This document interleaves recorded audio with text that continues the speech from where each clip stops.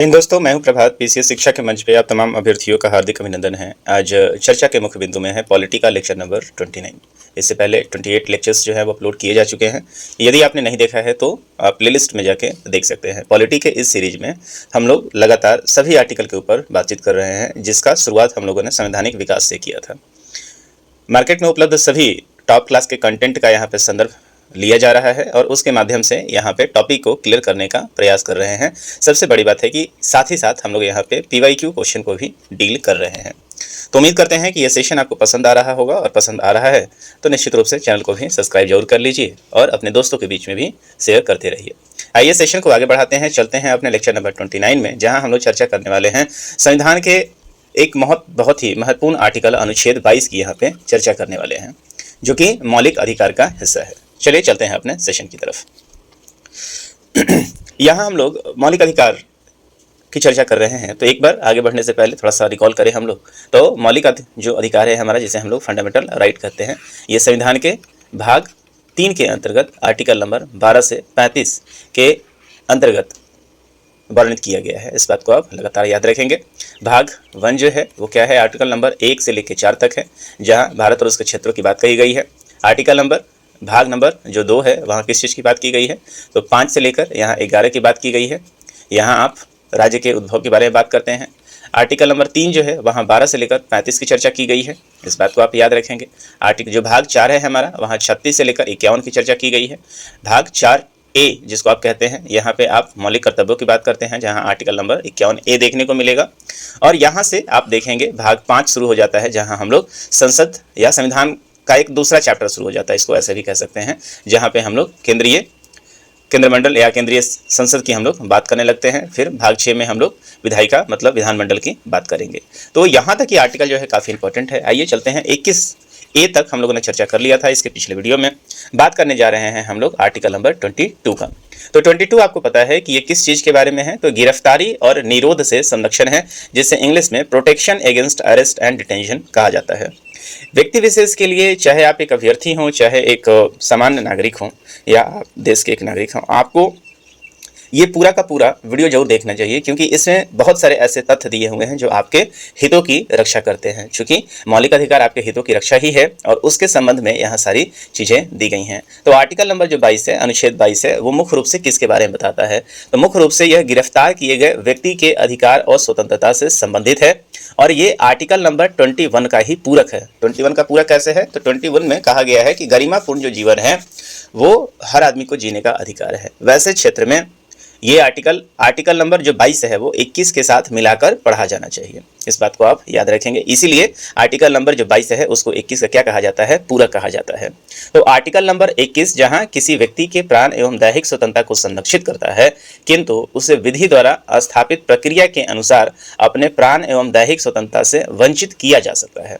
अब यहाँ पे ये बताया गया है कि आखिर वो कौन कौन सा केस है, वो कौन कौन सी युक्तियां हैं जिसके आधार पे आर्टिकल नंबर 21 से भी वंचित किया जा सकता है। इसीलिए अनुच्छेद जो 22 है उन प्रक्रियात्मक शर्तों का उल्लेख करता है जिसका विधि द्वारा स्थापित प्रक्रिया अर्थात विधानमंडल द्वारा निर्मित विधि से में होना आवश्यक है। अतः जब कोई व्यक्ति अनुच्छेद 21 के अनुसार अपने प्राण एवं दैहिक स्वतंत्रता से विधि द्वारा स्थापित प्रक्रिया के अनुसार वंचित किया जाता है, तब उसे अनुच्छेद नंबर 22 द्वारा प्रदत्त अधिकार और स्वतंत्रताएं उपलब्ध होती हैं। आइए इसको समझते हैं, यहाँ क्या कहने का प्रयास किया जा रहा है। तो यहाँ बताने का प्रयास किया जाता है कि ऐसे आपको आर्टिकल नंबर 21 में आपके प्राण एवं दैहिक स्वतंत्रता का अधिकार दिया हुआ है, लेकिन आपको पता है कि ये क्या है, अनलिमिटेड नहीं है। यदि कोई एक अपराधी है उसे भी आर्टिकल नंबर 21 मिला हुआ है, लेकिन अब आर्टिकल नंबर 21 मिलने का मतलब ये नहीं है कि आप हर तरह के अपराध को करते रहिएगा। ऐसे केस में यदि कोई अपराध करता है और वो अपराध प्रूफ हो गया हो, चाहे वो अपराध उसने नहीं भी किया हो, इस बात को भी ध्यान दीजिएगा कि एक अपराधी तो है ही जिसके ऊपर अपराध जो है प्रूफ हो गया है, और दूसरा जो है वो शक के दायरे में है, तो उसके लिए भी आप देख सकते हैं कि उसकी गिरफ्तारी हो सकती है। और ऐसे क्षेत्र में जब वो गिरफ्तार हो जाता है तो उसके लिए आर्टिकल नंबर जो 22 है उसके हितों के संरक्षण के लिए कुछ क्लॉज की बातें करता है। इस बात को आपको समझना है। आइए चलते हैं, देखते हैं यहाँ क्या बातें की जा रही हैं। चलिए, अनुच्छेद नंबर जो 22 है इसके अंतर्गत 2 प्रकार की गिरफ्तारियों का उल्लेख किया जाता है। अब 2 प्रकार की मतलब यदि कोई अपराध हुआ है तो अपराध के इन्वेस्टिगेशन के लिए पुलिस जब इन्वेस्टिगेट करती है तो उस इन्वेस्टिगेशन में पुलिस को गिरफ्तारी का क्या किया गया है, अधिकार दिया गया है। और ये पुलिस जो गिरफ्तारी करती है वो सबसे पहले आपको जानना जरूरी है कि ये दो तरह का गिरफ्तारी होता है, दो तरह की गिरफ्तारियां होती हैं। एक तो जिसने अपराध किया है वो आगे और अपराध नहीं कर पाए और समाज में इस तरह के अराजकता को नहीं फैलाए, इसलिए पुलिस जो है यहाँ पे इसे अरेस्ट कर लेती है, तो ये तो अपराधी हुआ ही है। दूसरा ऐसा व्यक्ति होता है जिसने कोई अपराध भी नहीं किया हो, ना कोई अपराध में वो शामिल हो, लेकिन ऐसी संभावना है कि आने वाले समय में, भविष्य में या भी कोई ऐसी एक्टिविटी हो रही हो जहां उसकी संलिप्तता हो सकती है, मतलब शक के आधार पे, तो वैसे चीजों के अंदर ही पुलिस गिरफ्तार कर सकती है। इस बात को समझे। तो पुलिस जो है वो दो तरह की गिरफ्तारियां करती हैं, पुलिस को दो तरह की गिरफ्तारी करने का अधिकार दिया गया है। पहला जो है वो समान दांडिक विधि के अधीन, जिसको हम लोग समान दांडिक विधि के अनुसार, जिसको हम लोग प्यूनिटिव कहते हैं, और ये तब किया जाता है जब कोई अपराध होता है। अपराध के अंतर्गत आप देखेंगे कि सीधा सीधा वो दिख रहा होता है, प्रथम दृष्टया दिख रहा होता है कि यहाँ पे इन लोगों ने क्या किया है, अपराध किया है या अपराध में ये शामिल हो सकते हैं, और इसके लिए कुछ थोड़े बहुत जो है उनके पास सबूत आ रहे होते हैं। हालांकि इसका अंतिम जो डिक्लेरेशन होता है वो डिक्लेरेशन जो है वो निश्चित रूप से मजिस्ट्रेट और कोर्ट के द्वारा ही किया जाता है। तो समान दांडिक विधि के अधीन जब गिरफ्तारी होती है उसको क्या कहा जाता है, प्यूनिटिव कहा जाता है, ये प्यूनिटिव अरेस्ट है। दूसरा निवारक निरोध विधि के अधीन किया जाता है, मतलब प्रिवेंटिव इसको कहा जाता है। ऐसे चीज़ों को प्रिवेंटिव मेजर कहा जाता है। प्रिवेंटिव मेजर तब कहा जाता है जब अपराध नहीं होने देने, मतलब कुछ ऐसा चीज़ होने वाला है, जैसे मान लेते हैं किसी एरिया में सांप्रदायिक हिंसा हो गई। अब सांप्रदायिक हिंसा के अंतर्गत ये पता नहीं है कि ये सांप्रदायिक हिंसा किसने किया है। ऐसे क्षेत्र में आप देखेंगे कि पुलिस को जिसके ऊपर डाउट होगा, जिसके ऊपर डाउट होगा, वो चूंकि सांप्रदायिक हिंसा में यदि वो इन्वॉल्व भी नहीं होगा, उसको पुलिस क्या करेगी, अपने साथ उठा ले जाएगी। क्यों? क्योंकि वो इस सांप्रदायिक जो कि सौहार्द है, जो देश की एकता अखंडता के विरुद्ध है, इसको बिगाड़ रही थी। इसलिए इस पुलिस इसी बात का हवाला देगी कि हमें यहाँ पे डाउट है, आपने किया नहीं है, लेकिन आने वाले समय में आप यदि इसमें शामिल होंगे। ऐसी गिरफ्तारियां आपने कहाँ देखी होगी, आपने नेताओं की गिरफ्तारियां देखी होगी। अक्सर नेताओं को पुलिस जो है वो जब कोई बड़ा मुद्दा हो रहा होता है तो पुलिस इसको क्या कर लेती है, गिरफ्तार कर लेती है। इमरजेंसी के टाइम में आपने ऐसे चीज़ों, इसी के आधार पे सारे नेताओं को बंद कर दिया गया था। तो बहुत बड़े बड़े एग्जाम्पल हैं, और आपको ये जानकर आश्चर्य होगा कि इसका सबसे बड़ा जो उदाहरण है, सबसे ज़्यादा प्रयोग कब किया गया था, अंग्रेजों के द्वारा किया गया था। तो ये एक ऐसा लॉ था जिसके लिए आपको पता है कि रॉलेट एक्ट जैसा भी आया था, जहाँ पे बताया गया था कि कोई FIR ही नहीं होगा और उसके अगेंस्ट जो है वो। तो ये जो कानून है, इसका अधिकार तो ऑलरेडी जो है वो अंग्रेज किया करते थे। अब ये प्रश्न ये है कि जब अंग्रेज किया करते थे तो फिर इसको हम लोग लेकर क्यों घूम रहे हैं। ये अपनिवासी कड़ी है। हाल फिलहाल में यदि आपने पढ़ा होगा, जैसे मैं लेक्चर रिकॉर्ड कर रहा हूँ, ये मई महीना है 2025 का, और आज जो दिनांक है वो 20 तारीख है। ठीक पहले कुछ समय पहले द हिंदू में एक आर्टिकल आया था कि इस तरह के जो प्यूनिटिव जो हैं, इसके अंतर्गत जो है वो पुलिस को असीम शक्तियाँ मिल गई हैं। पुलिस जिसको भी चाहे यहाँ पे क्या कर सकती है, वो शक के आधार पर गिरफ्तार कर सकती है। तो इसके ऊपर संसद में भी काफ़ी बड़ी चर्चा हुई है। इसके ऊपर जब संविधान सभा बैठी थी उसके ऊपर भी कई बार चर्चाएं बनी हैं। इसलिए आप देखेंगे कि निवारक निरोध अधिनियम भी आया हुआ है, जो कि 1950 आया हुआ था। आइए इसकी चर्चा हम बाद में करेंगे। तो सबसे पहले यहाँ पे बात कीजिए कि समान दांडिक विधि के अंदर, मतलब दंड दिया जाता है। यहाँ पे दंड स्पष्ट है, या तो उसको दंड मिलने वाला है या वो दंड का भागी बनने वाला है। ऐसे चीज में गिरफ्तारियां की गई हैं, उसका अपराध में सीधा सीधा संलिप्तता है। वैसे जब मिलता है तो उसको क्या कहा जाता है, उसको प्यूनिटिव जो है वो अरेस्ट कहा जाता है, दैट इज कॉल्ड प्यूनिटिव।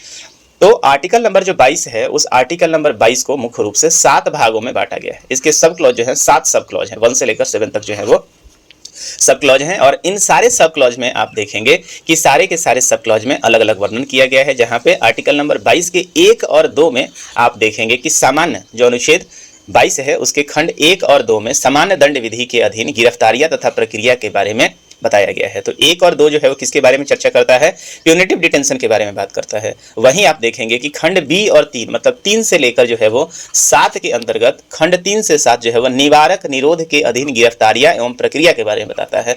मतलब जो प्यूनिटिव है यहाँ पे आर्टिकल नंबर 22 में, जो खंड 1 और 2 जो है वो आपको प्यूनिटिव डिटेंशन के बारे में बताता है, और 3 से लेकर जो 7 इसका खंड है वो प्रिवेंटिव मेजर्स, प्रिवेंटिव अरेस्ट के बारे में बताता है कि किस किस आधार पे जो है वो आप देखेंगे कि प्रिवेंटिव टाइप की अरेस्ट, प्रिवेंटिव टाइप का अरेस्ट किया जा सकता है, किस आधार पे, और उसमें क्या क्या वो अधिकार मिला हुआ है, चाहे वो उनके हितों की रक्षा। तो बहुत इंपॉर्टेंट है, आप इस बात को याद रखिएगा। तो प्यूनिटिव जो है, प्यूनिटिव है वो आर्टिकल नंबर 22 1 और 2 इसको डील करती है, और निवारक जो है वो 22 3 से लेकर 7 तक जो है वो किसको डील करती है, प्रिवेंटिव को डील करती है। इस बात को आप याद रखेंगे, काफी मोस्ट इंपॉर्टेंट है, कई बार ये प्रश्न पूछा जा चुका है। तो आइए समझते हैं आर्टिकल नंबर 22 का जो खंड 1 और 2 है, आर्टिकल नंबर 22 का पार्ट 1 और जो पार्ट 2 है, निवारक निरोध के सिवाय सभी प्रकार की गिरफ्तारियों पे लागू होता है। ये कह रहा है कि जितनी भी गिरफ्तारियां हुई हैं उसमें से प्रिवेंटिव टाइप की गिरफ्तारियां को छोड़कर जो खंड 1 और 2 में है वो उसके ऊपर लागू होता है। मतलब प्रिवेंटिव को छोड़कर बाकी जितनी भी तरह की गिरफ्तारियां होती हैं उसके ऊपर आर्टिकल नंबर 22 का 1 और 2 जो है वो लागू होता है। इस बात को आप याद रखेंगे। और दिया क्या हुआ है तो इसके अंतर्गत गिरफ्तार व्यक्ति को जो क्या अधिकार दिया गया है, ऐसा नहीं है कि पुलिस जो है उसको उठा लेगी सीधा और उसको कुछ बताएगी नहीं। इसीलिए आर्टिकल नंबर 22 1 2 जो है क्या बताती है, तो 22 का जो 1 और 2 है वो क्या बताने का जिक्र करती है। पहले तो ये बताती है आपका ये 22 1 को जिक्र किया गया है, ये आपका 22 2 है और ये जो है आपका क्या है 22 3 है। इस बात को आप याद रखेंगे। ये तो गिरफ्तारी के कारण जानने का अधिकार है। पुलिस जब किसी व्यक्ति को गिरफ्तार करती है किसी भी अधिकार के मामले में, तो ये पुलिस का कर्तव्य है कि वो उक्त व्यक्ति को उसके गिरफ्तार किस कारण किया जा रहा है उसको बताना है। वो जो है नोटिस आपको देना है कि आपको गिरफ्तारी के पहले भी होता है ये, हालांकि सरप्राइज जो होता है वो भी होता ही है, लेकिन कुछ केसों में गिरफ्तारी के पहले नोटिस भी दिया जाता है कि आपने ये अपराध किया है और इस मामले में आप या तो, अब ऐसे केस में क्या हो सकता है कि या तो जो व्यक्ति है सरेंडर कर सकता है थाने में आके, या व्यक्ति को सरप्राइज रूप से आप देखेंगे कि उठाया जा सकता है, या आप देखेंगे कि पुलिस नॉर्मल नोटिस देके उसको उठाती है। तो गिरफ्तार का जो उक्त व्यक्ति है जिसको गिरफ्तार किया जाने वाला है या गिरफ्तार किया जा चुका है उसे अपने गिरफ्तारी का कारण जानने का जो है वो पूरा अधिकार है और यह अधिकार 22 आर्टिकल नंबर 22 1 के अंतर्गत आता है। दूसरा चीज ये है कि अपनी रुचि के विधि व्यवसायी से परामर्श एवं बचाव का अधिकार है। आर्टिकल नंबर 22 तो इस बात को डील करता है। मतलब ये है कि आप अपने, मतलब जिसको हायर एडवोकेट कहते हैं, ये क्या है, हायर एडवोकेट है, मतलब अपने मनचाहा जो पेड एडवोकेट होता है उसको लेकर आप अपने हितों के बचाव की बात कर सकते हैं, उसे आप लेकर आ सकते हैं, इसमें कहीं से कोई डाउट नहीं है। तो ये अधिकार कौन देता है, तो आपको मौलिक अधिकार का आर्टिकल नंबर 22 का 2 देता है। इस बात को आप याद रखेंगे। तीसरा चीज है गिरफ्तारी से 24 घंटे के अंतर्गत यात्रा के समय आवश्यक समय को छोड़कर निकटतम मजिस्ट्रेट के समक्ष पेश किए जाने का अधिकार है। तो ये जो अधिकारी है मैंने आपको बताया कि इसका 22 का 1 और 2 जो है वो आपका किसके बारे में है, प्यूनिटिव है और ये प्रिवेंटिव है। तो जब गिरफ्तारी से जिस व्यक्ति को गिरफ्तार किया जाता है उस व्यक्ति को जहां पे गिरफ्तार किया जा रहा है और कोर्ट में लाने के पहले पहले, मजिस्ट्रेट में लाने के पहले पहले जो भी समय लगता है उस समय को क्या किया जाता है, इसमें से घटा दिया जाता है और उसके बाद आप देखेंगे 24 घंटे के अंदर अंदर उसको मजिस्ट्रेट के सामने थाना को पेश करना होता है, लाना होता है। निकटतम जो भी मजिस्ट्रेट है उसके सामने क्या किया जाता है, पेश किया जाता है। मतलब यह है कि यहाँ पे पहली चीज, थाना अपने पास एक लंबे समय के लिए किसी भी अपराधी को अपने गिरफ्त में नहीं रख सकता है, पहला चीज, अर्थात 24 घंटे के ज्यादा वो नहीं रख सकता है, थाने में जेल में बंद करके नहीं रखा जा सकता है, अनलेस अनटिल आप देखेंगे कि जो मजिस्ट्रेट है वो ये ऑर्डर नहीं दे देता है। इस बात को आप याद रखेंगे। तो मजिस्ट्रेट के पास ले जाना है और बाद में मजिस्ट्रेट का जो भी डिसीजन होगा उस डिसीजन के आधार पे ही थाना जो है वो काम करेगी। तो ये कहाँ बताया गया है, ये आर्टिकल नंबर आप देखेंगे कि 22(3) के अंतर्गत आप बताया गया है। इसमें एक और चीज़ है कि जो जर्नी का टाइम है वो उसमें इंक्लूड नहीं होता है। क्यों नहीं होता है, मान लेते हैं किसी को बहुत दूर गिरफ्तार किया गया है, किसी ऐसे जगह पर गिरफ्तार किया गया है जहाँ पे आने जाने का साधन बहुत ही दुर्लभ है ना, तो वहाँ पे ट्रांसपोर्टेशन का दिक्कत है। पुलिस जब उसको ला रही है, किसी जंगल से ला रही है, किसी सुदूर क्षेत्र में, कोई जेएनके में गिरफ्तार हुआ है, तो वैसे क्षेत्र में उसको तो मजिस्ट्रेट के लाने के पास ही आप देखेंगे 24 घंटा 28 घंटा से ज़्यादा हो जाएगा। तो ऐसे केस में इसीलिए आप इसमें से जर्नी टाइम को क्या करते हैं, हटा देते हैं। उसके बाद देखें यहाँ पे जो चौथा क्लॉज है ये कहता है कि मजिस्ट्रेट के प्राधिकार के बिना 24 घंटे से अधिक समय तक अभिरक्षा में निरुद्ध न किए जाने का भी अधिकार है। इस बात को आप याद रखेंगे। किसी भी आप देखेंगे अपराधी को, जो अपराधी चाहे वो साबित हुआ हो चाहे वो अपराधी साबित नहीं हुआ हो, किसी भी कंडीशन एक्सेप्ट प्रिवेंटिव डिटेंशन, इस बात को आप याद रखेंगे। तो ऐसे केस में 24 घंटे से ज़्यादा आपको थाना में रखा नहीं जा सकता है और ये क्या है, उस व्यक्ति का जो है वो अधिकार है। तो ये सारे के सारी जो बातें हैं वो आर्टिकल नंबर 22 के 1 और 2 के अंतर्गत दिया हुआ है। इस बात को भी आप याद रखेंगे। अब बात करते हैं आर्टिकल नंबर 22(3) में क्या दिया हुआ है। तो इसके अंतर्गत आप देखेंगे कि प्यूनिटिव के अलावा छोड़कर जितनी भी गिरफ्तारियां होती हैं उसके अलावा, तो इसके अनुसार उक्त अधिकार निम्नलिखित को उपलब्ध नहीं होते हैं। तो ये जो 3 जो आप देखे हैं कि जो अधिकार है जो कैदी से संबंधित या अपराधी से संबंधित है, जहां गिरफ्तारी का कारण उसको जानने का अधिकार है, अपने रुचि के अनुसार व्यवसायी को हायर करने का अधिकार है, विधि व्यवसायी को 24 घंटे के अंदर मजिस्ट्रेट के पास ले जाना जो है उसके पास जाना चाहिए और 24 घंटा से ज़्यादा जो है वो डिटेंशन में बिना मजिस्ट्रेट के नहीं रहेगा। तो ये जो तीनों अधिकार हैं वो प्रिवेंटिव पे लागू नहीं होता है। तो कौन कौन से केस हैं, आइए देखिए किस पे लागू नहीं होगा, ये बताता है कौन, आर्टिकल नंबर 22 का 3 जो है ये इसके बारे में डील करता है। ये कहता है कि ये तीनों जो अधिकार हैं, ये अधिकार किस पे लागू नहीं होगा, यदि कोई क्या है, अन्य देशीय शत्रु है, मतलब आप देखेंगे कि कोई ऐसा है जो दूसरे देश का लाया हुआ शत्रु है, एलियन है, तो ऐसे लोगों पे क्या लागू नहीं होगा। तो ये जो आप देखेंगे फैसिलिटी, ये फैसिलिटी वैसे लोगों को नहीं दिया जाता है जो दूसरे देश से जो है वो लाए गए हैं, इस बात को भी आप याद रखेंगे। दूसरा चीज जो है वो निवारक निरोध विधि के अधीन निरुद्ध व्यक्ति को, तो ऐसा व्यक्ति जब आप देखेंगे कि निवारक निरोध विधि के अधीन मतलब प्रिवेंटिव मेजर्स के अंदर यदि वह गिरफ्तार किया जाता है, तो वैसे लोगों पर ये जो तीनों अधिकार है उसको ये अधिकार नहीं मिलता है। तो अन्य देशी, जिसको हम लोग अंग्रेजी की यदि आप बात करेंगे तो इनेमी एलियन कहा जाता है, इस बात को भी आप याद रखिएगा।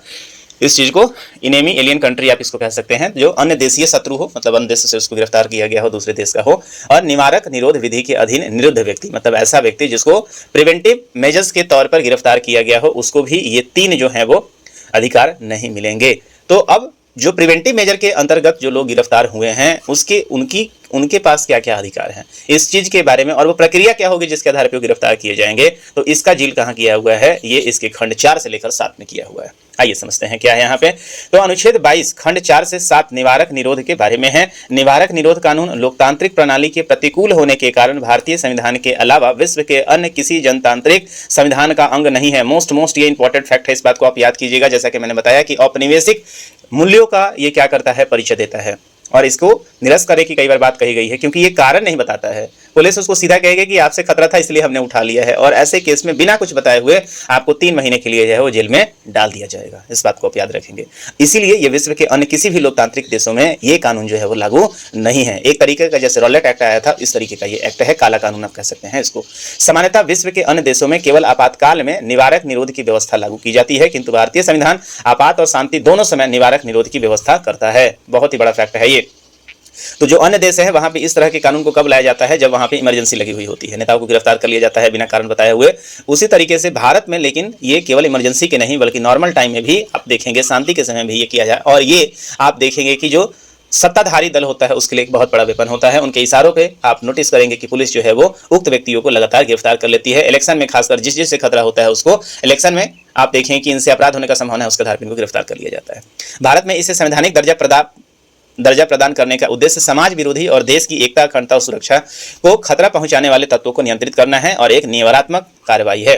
तो अब चाहे जो भी हो, इसके कई सारे आयाम हो सकते हैं, इसका दुरुपयोग भी होता है और कहीं कहीं ये जरूरी भी हो जाता है। जैसे जेएनके का क्षेत्र हो सकता है, कोई डिस्टर्ब एरिया हो सकता है जहां पे उग्रवादी छुपे बैठे हों, जिनका अभी तक अपराध जो है वो स्पष्ट नहीं हुआ हो और वो एकता अखंडता के लिए हैं, वैसे क्षेत्र में ये काफ़ी जरूरी हो जाता है। लेकिन सामान्य जो क्षेत्र होता है, खासकर इलेक्शन का दौर हो रहा होता है, वहाँ ये चीज़ क्या हो जाता है, विरोधी ताकत मतलब सत्ताधारी जो दल है उसका क्या बन जाता है, ये वेपन बन जाता है। तो मतलब ये दोधारी तलवार है, इस बात को आप याद रखेंगे, जो किसी व्यक्ति को अपराध करने से रोकती है। हालांकि इसका उद्देश्य सिर्फ इतना है कि उक्त व्यक्ति को क्या किया जाए, अपराध करने से रोका जाए। इसमें व्यक्ति को सामान्य न्यायिक प्रक्रिया से इतर केवल संदेह के आधार पर अपराध करने से पूर्व गिरफ्तार कर लिया जाता है। मोस्ट इंपॉर्टेंट फैक्ट है ये कि ये सिर्फ ये संदेह हो कि ये उक्त व्यक्ति, मान लेते हैं किसी व्यक्ति ने बहुत पुराने समय में क्या किया था, कोई अपराध हुआ था और अपराधी साबित हुआ था, और अपराधी साबित करने के बाद वो जेल से छूटकर आ चुका है लंबे समय तक। अब उस क्षेत्र में यदि कोई भी अपराध होता है तो यही वो कानून है जिसके आधार पर, उस शक के आधार पर इसको भी यहाँ से क्या कर लिया जाता है, उठा लिया जाता है। इस बात को आप याद रखेंगे। क्या कर रहा है कि प्रिवेंटिव इस शक में शामिल हो सकता है,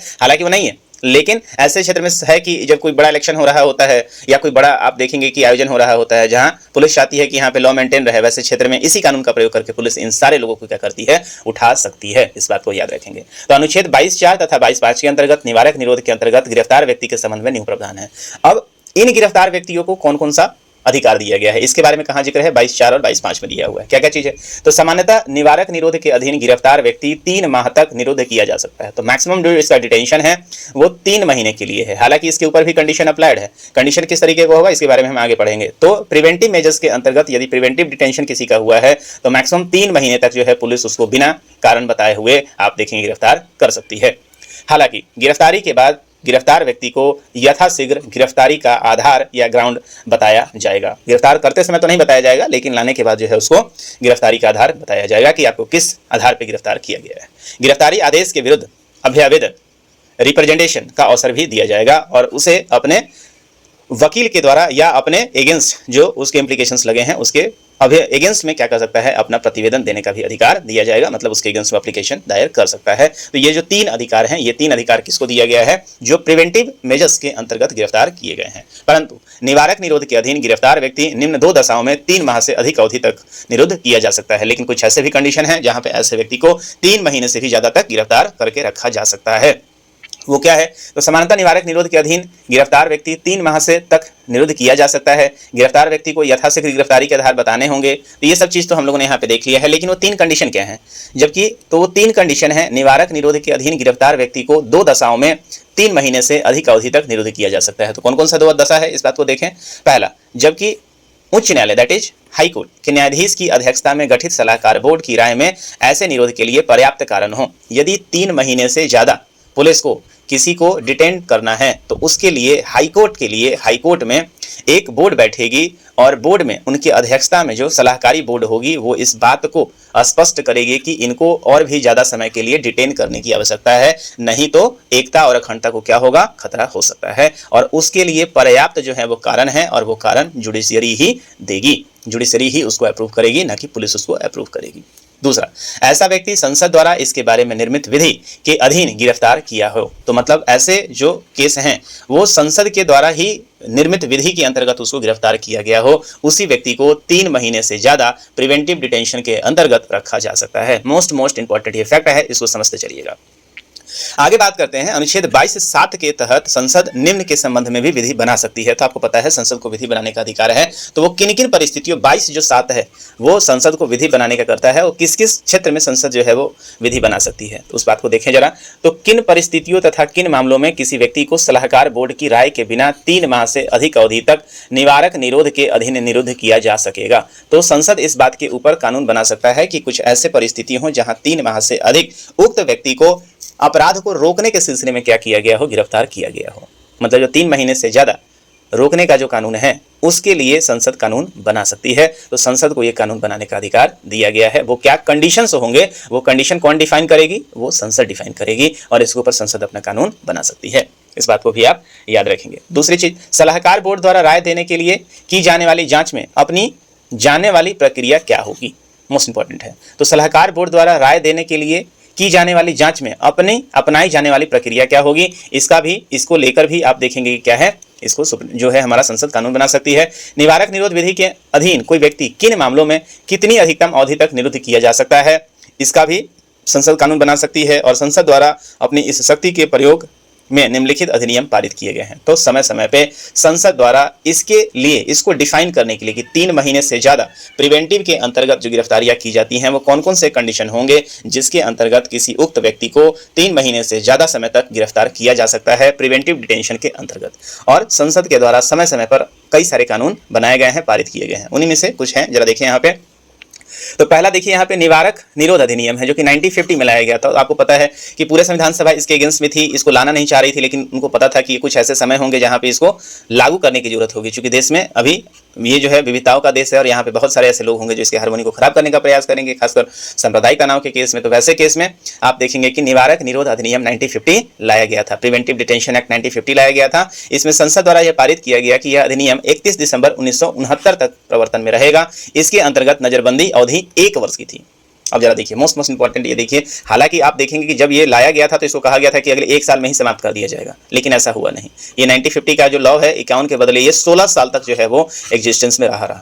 1969 तक जो है ये प्रवर्तन में रहा और 16 वर्षों के अंतर्गत इसने कहा कि नहीं साहब, 3 महीने से ज्यादा हम 1 साल तक जो है बिना, आप देखेंगे, प्रिवेंटिव मेजर के अंतर्गत रखा जा सकता है। तो ये कानून जो है वो 1950 में पास हुआ था और ये 1969 तक जो है ये चलता रहा।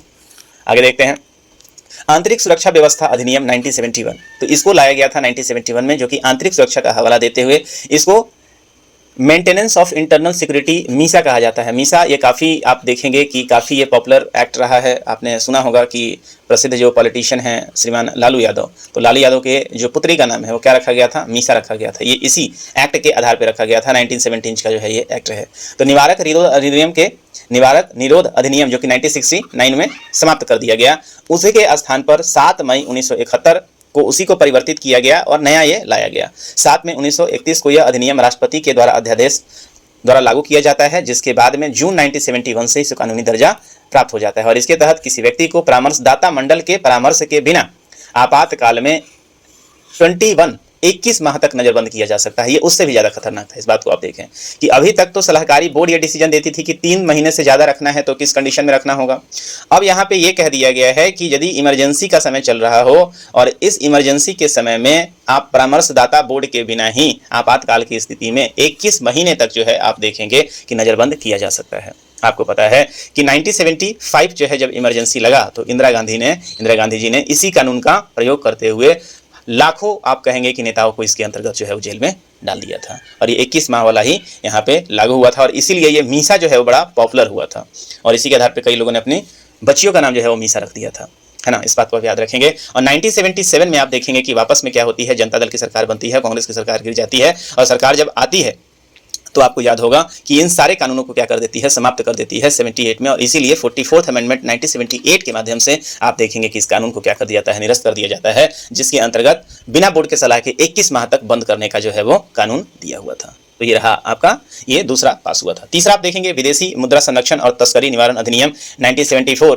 जिसको कोफे पोसा कहते हैं। आर्थिक जगत में आप देखेंगे कि जो इस तरह के अपराध होते हैं उसको गिरफ्तार करने के लिए काम किया जाता था। 19 दिसंबर 1974 में इसको लागू किया गया था और आरंभ में निरोध की अवधि में 1 वर्ष थी, किंतु बाद में 1984 में इसे 2 वर्ष कर दिया। तो इसके अंतर्गत आप देखेंगे कि बोर्ड यहाँ पे प्रिवेंटिव मेजर के अंतर्गत 2 वर्ष तक जो है यहाँ जेल का आप देखेंगे, कारावास का जो है वो कारावास या डिटेंशन का यहाँ पे दिया हुआ है अधिकार। उसके बाद राष्ट्रीय सुरक्षा अधिनियम 1980 जो है, जिसको रासुका के नाम से जानते हैं, काफी पॉपुलर रहा ये। इसको नेशनल सिक्योरिटी एक्ट कहा जाता है, जनसाधारण में रासुका के नाम से चर्चित है ये। और इसका जन्म 1980 में एक अध्यादेश के द्वारा हुआ था और इसका उद्देश्य देश की एकता, अखंडता, संप्रभुता, इन सारी चीजों को बनाए रखना होता था, खासकर सांप्रदायिक दंगों के लिए इस्तेमाल होता था। 1981 में इसे कानूनी दर्जा मिला और जून 1984 में इसमें संशोधन करके इसे और भी कठोर बनाया गया था। तो 1984 में आप देखें दंगा के जैसे प्रारूप बदलते रहे वैसे वैसे इसमें क्या है, बदलाव आता रहा और इसमें इसी को आप देखेंगे कि आगे संशोधित करके नया कानून लाया गया जिसको टाडा कहा गया। इस बात को भी आप याद रखेंगे। टाडा, जिसको टेररिस्ट एंड डिसरप्टिव एक्टिविटी, मतलब इस तरह के जो टेररिस्ट एक्टिविटी में जो विध्वंस हो, खासकर जेएनके का एरिया हो गया, नॉर्थ ईस्ट का एरिया हो गया, उनके ऊपर इसको लगाया जाता था। टाडा आपको याद होगा कि संजय दत्त जो है वो किसमें फंसे थे, टाडा वाले एक्टिविटी में ही फंसे हुए थे। तो निवारक निरोध कानूनों में यह सबसे कठोर कानून था जो टेररिस्ट एक्टिविटी होता है और देश में आतंकवाद एवं विध्वंसक गतिविधियों पर अंकुश लगाने के उद्देश्य से यह अधिनियम 1985 में प्रवर्तित किया गया था। इस अधिनियम के अंतर्गत आतंकवादी गतिविधियों में संलिप्त किसी अभियुक्त को 180 दिनों तक, मतलब 6 माह तक पुलिस हिरासत में रख सकती थी, पूछताछ कर सकती थी। तो बेसिकली पुलिस को फ्रीडम दिया गया था कि ऐसे व्यक्तियों को बिना प्रिवेंटिव, मतलब वो 3 जो अधिकार देते हैं उसके अंतर्गत प्रिवेंटिव मेजर्स के अंदर ही, चूंकि वो कभी भी जो टेररिस्ट एक्टिविटी हो स्पष्ट रूप से सामने नहीं आते हैं, बहुत लंबा इसके ऊपर इन्वेस्टिगेशन चलता है और फिर ये प्रूफ किया जाता है। तो इतना पुलिस को समय चाहिए था, तो इसलिए यहाँ पे 6 महीने का समय दिया गया था और एक बार दंडाधिकारी के समक्ष उपस्थित कर अगले 180 दिनों के अंदर इसको क्या किया जा सकता है, हिरासत में रखा जा सकता था। 23 मई 1995 को इस कानून की अवधि समाप्त हो जाने के कारण इसको कानून को क्या किया जाता है, समाप्त कर दिया गया। तो आप देखेंगे कि 1985 में ये कानून लाया गया था, 10 वर्ष का ये इसका ड्यूरेशन था और 1995 में इसका ड्यूरेशन पूरा होने के बाद ये ऑटोमेटिकली जो कानून जो है वो समाप्त हो गया। इसी के आधार पे आप देखेंगे आतंकवाद निरोधी अधिनियम 2002 को लाएगा, प्रिवेंशन ऑफ टेररिज्म एक्ट, जिसको पहले जो है टाडा था और अब इसको क्या किया जाता है, पोटा कहा जाता है, पोटा। तो देश में आतंकवाद पर अंकुश लगाने के उद्देश्य से 2 अप्रैल 2002 को टाडा के स्थान पे क्या लाया गया, पोटा लाया गया और इसके अधीन किसी भी मामले में दर्ज प्राथमिकी FIR की पुष्टि पुलिस महानिदेशक एवं संबंधित शिक्षा समिति के द्वारा क्रमशः 10 दिन और 1 माह के भीतर ही किया जाना आवश्यक था। इस बात को याद रखेंगे कि जो FIR होगा वो 10 दिन से 1 माह के अंदर किया जाएगा। साथ ही गिरफ्तार अभियुक्तों की सूचना तत्काल परिवार को देने और पुलिस हिरासत की अधिकतम अवधि 30 दिन तक निर्धारित की गई थी। तो यहाँ पे क्या कहा गया था कि इसकी जब सूचना दी जाती है, अचानक से जब इसको गिरफ्तार करेंगे तो इनके परिवार वालों को यह सूचना देनी होती थी। साथ ही साथ जो हिरासत जो है वो अधिकतम 30 दिनों तक निर्धारित किया गया था। 21 सितंबर 2004 को केंद्र सरकार द्वारा जारी अध्यादेश के जरिए इस अधिनियम को रद्द कर दिया गया। तो इसे भी 2004 में देखेंगे कि पोटा को भी रद्द कर दिया गया और यह अधिनियम 26 मार्च 2002 को संसद के संयुक्त अधिवेशन में पारित किया गया था। इस बात को भी आप याद रखेंगे। तो निवारक जो कानून है इसमें एक और जो इंपॉर्टेंट है, इस बात को जो 7वां और भी कानून जो अभी तक आए हुए हैं, तो इसमें आप देखेंगे कि गैर कानूनी गतिविधियां निवारण अधिनियम, जिसको हम लोग क्या कहते हैं, अनलॉफुल एक्टिविटी प्रिवेंशन एक्ट, जिसको हम लोग UA के नाम से भी जानते हैं। तो इसे लाया गया 2004 में पोटा के समाप्त होने के बाद। तो 21 सितंबर 2004 से इसे प्रभावी किया गया है और इसके अंदर प्रावधान, और खासकर ये किसके कारण लाया गया था, तो मुंबई आतंकी हमले जो कि 26 नवंबर 2008 को हुआ था। इसके पश्चात ऐसी घटनाओं को सशक्त ढंग से निपटने के लिए जो NIA विधेयक के साथ साथ गैर कानूनी गतिविधियां निवारक अधिनियम भी लाया गया था। इस बात को याद रखेंगे। 2008 में इसे जो है वो मान्यता प्राप्त हुई थी। और निवारक निरोध के विषय में संविधान समवर्ती सूची में रखा गया है। मोस्ट इंपॉर्टेंट है कि निवारक निरोध जो विषय है वो संविधान के किस में है, समवर्ती सूची में है। और अतः भारत में केंद्र और राज्य को ही निवारक निरोध कानून बनाने का अधिकार दिया गया है। तो मतलब केंद्र और राज्य जो है दोनों जो है वो निवारक से आप देखेंगे कानून बना सकता है। मध्य प्रदेश, जम्मू कश्मीर आदि राज्यों ने पहले ही अपने एरिया में इस तरह के कानून को बना रखा है। तो इस बात को आप याद रखेंगे। इससे संबंधित जो है कुछ पीवाईक्यू के प्रश्न हैं, उसे भी देख लेते हैं। तो बंदी बनाए गए व्यक्ति के मौलिक अधिकारों की रक्षा किस अनुच्छेद से प्रदत्त होती है? तो मैंने अभी आप चर्चा किया आर्टिकल नंबर 21, और यहाँ पे 21 और 2 जो है आप इसको जोड़ सकते हैं। दूसरा देखें, निम्नलिखित में से कौन सा सुमेलित नहीं है? तो 22(1) जो है स्वयं की पसंद से अधिवक्ता द्वारा प्रतिरक्षा का है। तो इसके बारे में तो चर्चा किया हुआ है 21(2) में। 22(4) को देखें, निवारक निरोध का उपबंध करने कि कोई विधि 3 माह से अधिक नहीं किया जाना चाहिए है, इसके बारे में। 22(2) देखें, संसद विधि द्वारा उन परिस्थितियों निर्धारण करना जिसके अंतर्गत 1 माह से अधिक नहीं होती। ये जो 22(2) में नहीं है। 22(2) में तो आपको बेस जानने का अधिकार है, वहाँ पे अपना हायर करने का अधिकार है, तो इसकी चर्चा नहीं है, तो इसलिए गलत सुमेलित नहीं है। 22(2) है वो सुमेलित आपका नहीं होगा, ऑप्शन सी सही हो जाएगा। प्रत्यक्ष बंदीकरण के अधिनियम के अंतर्गत एक व्यक्ति बिना मुकदमा चलाए कितने महीने तक हो सकता है? चर्चा किया गया है, 3 माह तक है। इससे ज्यादा रखना है तो आपको परामर्श बोर्ड का सहायता लेना पड़ता है। प्रिवेंटिव डिटेंशन के अंतर्गत व्यक्ति को बिना मुकदमा चलाए 3 महीने सही उत्तर हो जाएगा आपका।